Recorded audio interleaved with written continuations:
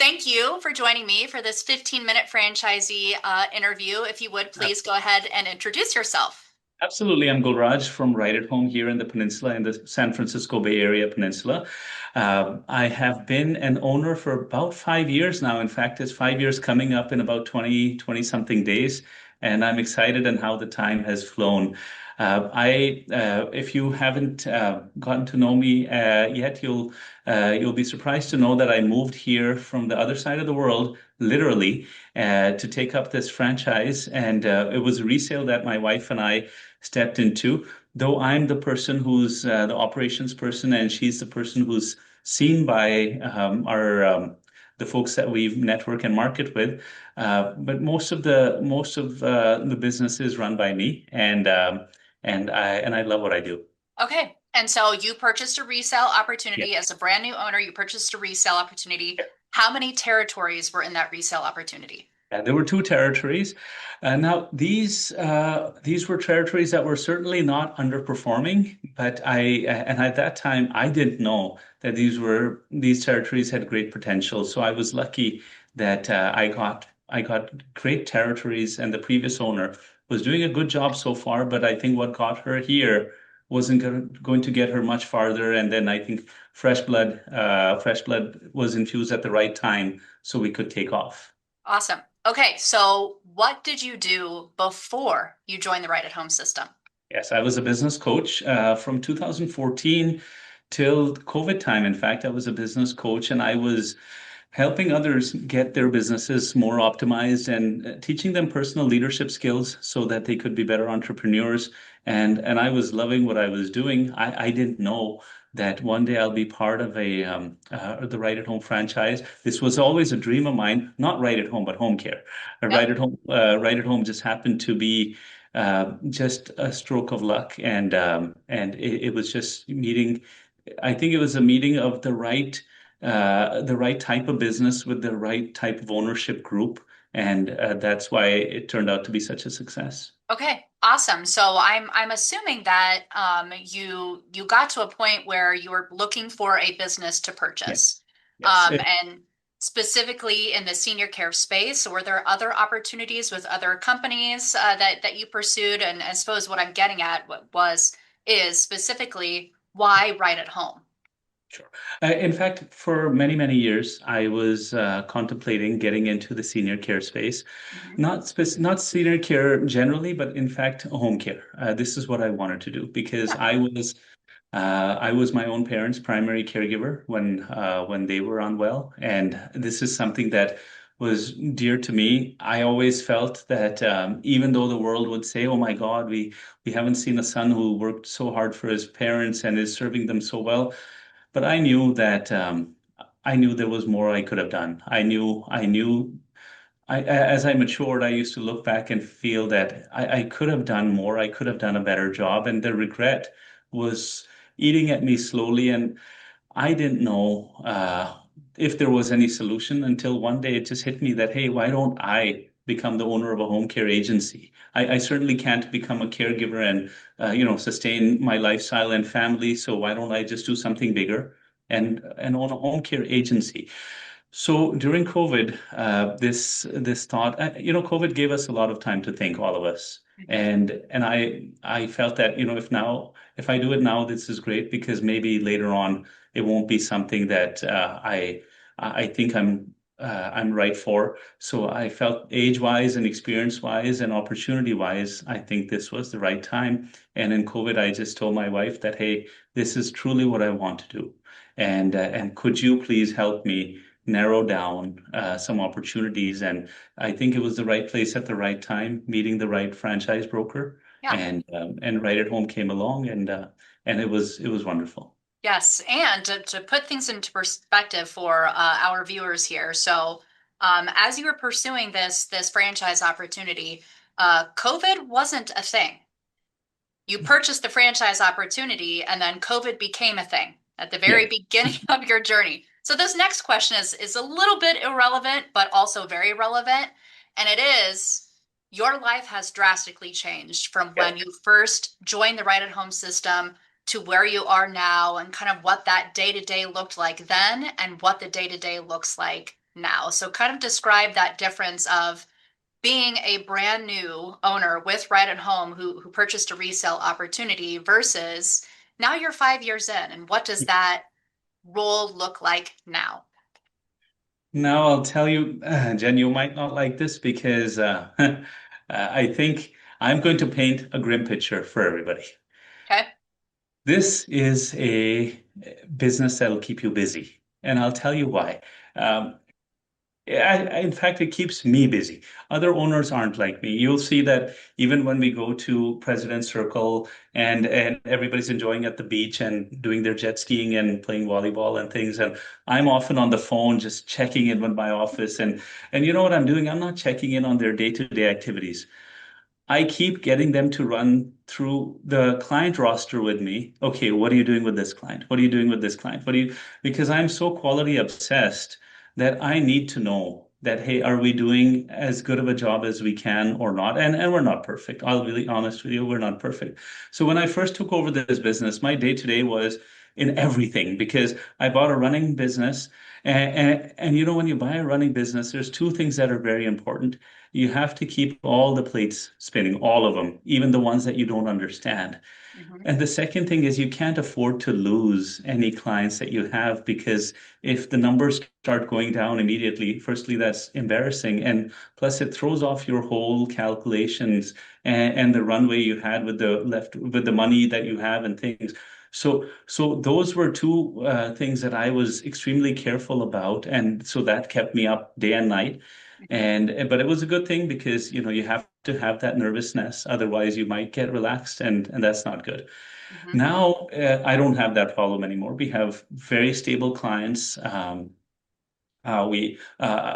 business is segregated into different departments. I oversee operations, which basically oversees three important departments, and then there's three others that I don't oversee much, and I should, but I don't. But I'm still obsessed with quality, and I'm always busy. I often feel that, hey, I didn't work Saturday or Sunday this week, but most weeks I like working Saturday or Sunday. It's not because of like huge paperwork this leads to or anything like that. I Yeah. like to come in the office and just keep an eye on the clients, keep an eye on the clients. And I'm an empty nester. I don't have kids and family and commitments. If I did, I would give those priority, honestly, Yeah. but I don't. And so I can give all my time to my seniors. Yes. You know what, Gulraj, I don't think that that was a grim picture at all. What I heard was is that and everybody who joins the Right at Home system, there isn't a single person that we say to who wants to join the Right at Home system like this is going to be easy. You know, this is hard work. There are going to be challenging times. They're going to be Uh, really rewarding times. And to anybody that's listening to this, I'll tell you honestly, this is a hard business, but not a complex business. Yeah. And here's what I mean that, you know, what we do is home care, and the home health business, I feel, is a complex business, but an easy business. Whereas Yeah. this is a hard business, but not a complex business. And I would rather have this because it's more narrow and deep rather than something that's inch deep and really wide and you have to know a ton of things. I would rather do this because then you can concentrate on what you do best. And it's Yes. not for everybody. I'll tell you, if you're not obsessed with quality, if you're not obsessed with seniors, and if you don't have that right demeanor that you can talk politely and manage tough situations, then it's not for you. And if you're going to lose your cool, and if you're just a surface level person who's not detail oriented and doesn't really care that much about seniors and is more worried about the bottom line, it's not going to work out. I'll tell Yes. you on. Yeah. Mm-hmm. Yep. Okay. So next question for you of Yes. I would say that everyone here at Right at Home Corporate, there's a lot of support that we provide to our Yeah. franchise owners. If you had to choose what you feel is the most valuable support that you receive from the franchisor, what would that be? I'll tell you. Let me answer a question you did.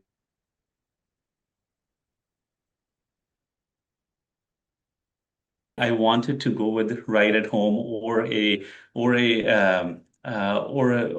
similar brand like this, a franchising brand, because many years ago, I used to be a franchisor. I used to have a franchising system in India, Yep. which we franchised life skills and leadership centers, and I was the franchisor, and I knew that. the type of support that a good franchisor can give is hard to match. And because when you do it on your own, there's so many risks. But part of the reason why people should become franchisees is because the support you get. So I was actually counting on the support. Now, the support that I think that was the most important, I didn't take use of it. It was the Right Start coaching. The first year, the coaching that was provided was so unsurpassed. It was so incredible, but I didn't make use of it. And because I wasn't the arrogant type who felt I knew it all. But I was just so busy about everything I was doing that I wasn't really writing down all my questions and asking them. And they were supportive. They were incredibly supportive. Yep. Now, 6, 8 months into the process, when I was more calm, I'd figured things out, and now I started taking the right start support, which I didn't even know was something I shouldn't have taken for granted. And then that period ran out, and my regular coach was with me all the time. But I think had I used my Right Start coach more, I would have been better off. I think I was just, I've always been that kid in class that was too shy to put up their hand. I'll tell you honestly, and I should have just been raising my hand all the time. And now, people that call me during validation calls, we get a nice relationship going sometimes, and then they call me after they sign up, and I keep telling them I can help with my confidence. I can give you an answer that might not even be right. Why don't you just call your Right Start coach? And I feel that maybe they'll feel I'm pawning them off to their coach. Maybe I am guarding my time, but that's not true. I think the Right Start coaches are just next level, and I think people should not discount that opportunity. Yes. Okay. Awesome. Thank you for that.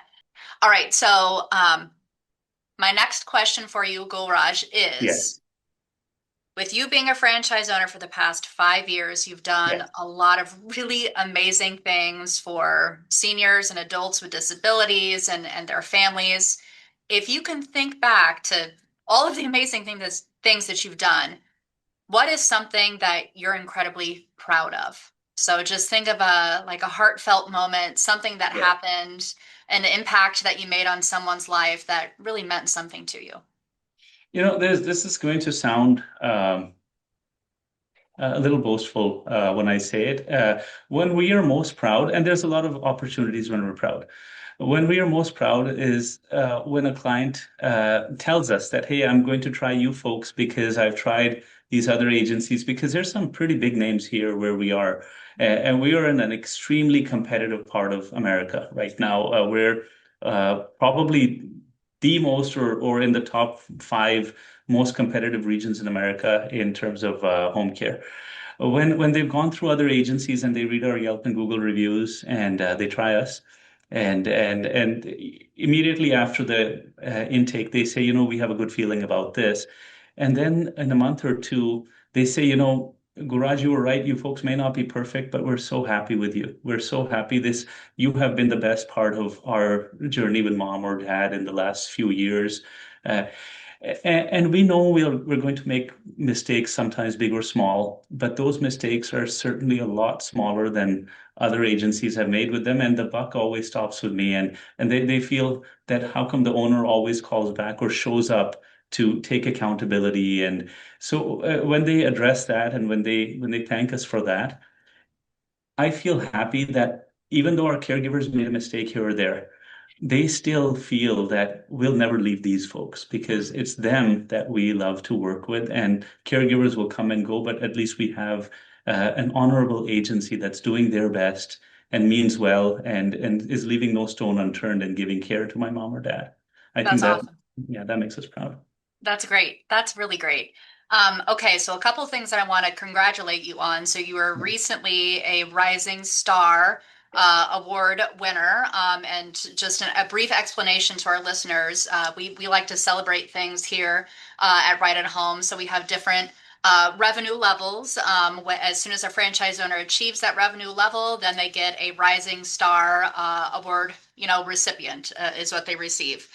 So without giving any specific numbers, that's not Yes. what I'm looking for here. Okay. So what I am looking for is What were some of the things that you do, or some of the things that you are currently doing in your operations to watch that and to track that and to achieve that continued growth, whether it be hours or revenue Yes. or whatever it may be? It's important to watch and to track. So just some Yeah. insight on how you stay on track to continue to achieve those different levels of awards. I'll tell you, firstly, goal setting is tremendously important. Hmm. If it's like most people don't set goals, and it's like shooting darts blindfolded. I mean, how do you hit a target you can't even see? So you Uh-huh. have to have goals, and the goals have to be reach goals.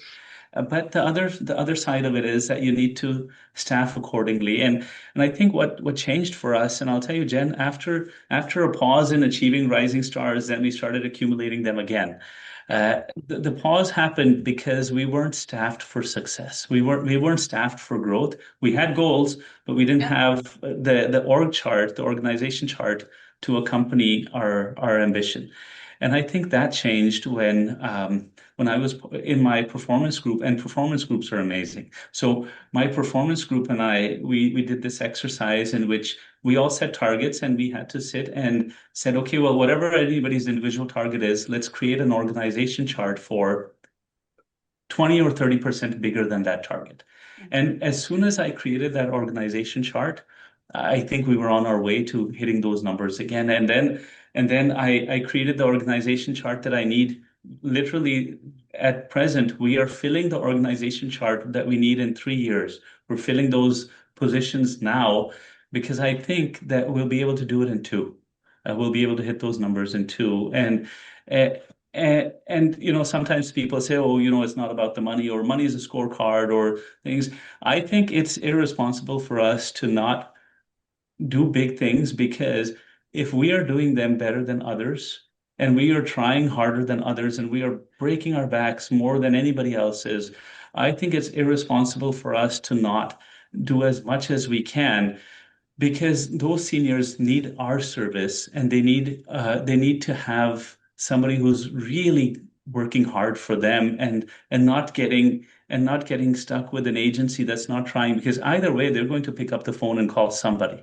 And if it's not us, because we are not doing a big enough job, or good enough job, and if they call somebody and get disheartened, and that senior is, an at-risk senior, if they have a fall or just get bad service, I think that's not fair to them. So it's better that we become strong and large enough that they find us and they are able to call us, and we can do an incredible job with them. Awesome. Okay, thank you for that. And the other thing that I want to call out, Yes. speaking of celebrating things, caregivers are very near and dear to us. I like to say that they are the heartbeat of every franchise owner's business. The biggest award every year at our annual conference is the Caregiver of the Year award. It's an incredibly big deal and something that we celebrate in a major way. And this past year, you had a caregiver of the year, the caregiver of the year, in National fact. Caregiver of the Year. Yes, which is National a Caregiver of the Year. huge accomplishment. Yeah. So just would love to hear your comments on why it is so important to create a really awesome culture in your Yeah. office and to really appreciate and value and embrace the role of a caregiver and why that is so important to the health of your business. Now, I'll tell you, the National Caregiver of the Year, it wasn't like she started her career here. She was working with many prominent agencies of the area and doing a good job. She was doing a good job, no doubt. When she started working for us, our culture is different, because I myself personally know each caregiver and why they work for us, because they work for their reasons and not our reasons, not my reasons. Yeah. So I know them, I know their families, I know why they work for us. And I think when that bond starts getting made, and then they go out of their way for us, meaning that they go out of their way to serve our clients, that if it means that picking up an emergency shift, or if it means leaving your own birthday party and saying that, hey, let's put this on pause, I have to go to my client, there's an emergency and some caregiver left and I need to go step in. When they start doing things like this, then that's caregiver of the month, that's caregiver of the year.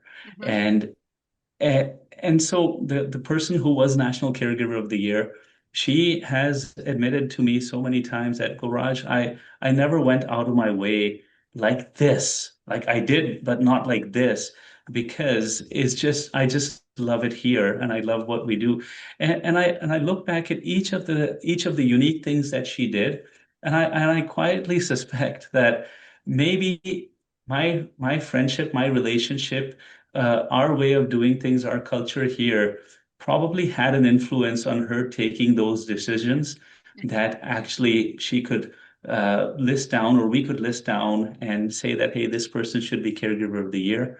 And I think if in this culture she wouldn't have thrived, she wouldn't have done those things. But I think creating that culture is so important. And as a franchisor, I feel I feel that if the owner is not involved with the caregivers, I think that's a big disservice to not just the clients but also to the caregivers.